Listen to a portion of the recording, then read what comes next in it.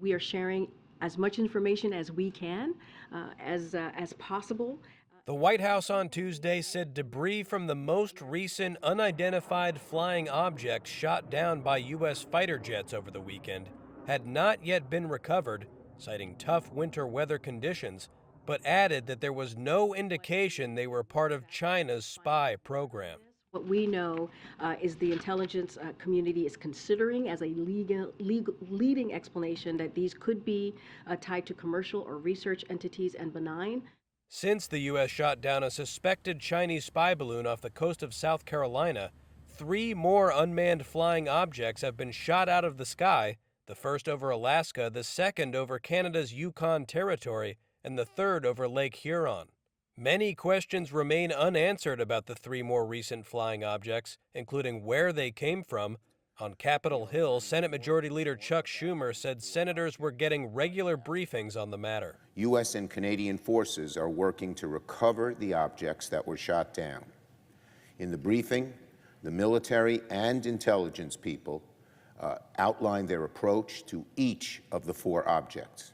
What I can say after our briefing is that our defense and intelligence agencies are focused like a laser on gathering every piece of information about these objects to figure out exactly what's happening.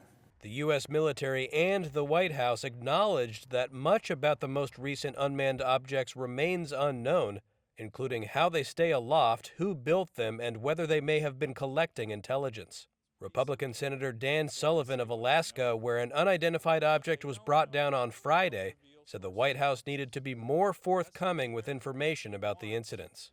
When you don't provide information and there's a dearth of information, it can lead to wild speculation. It can lead to unfounded fears.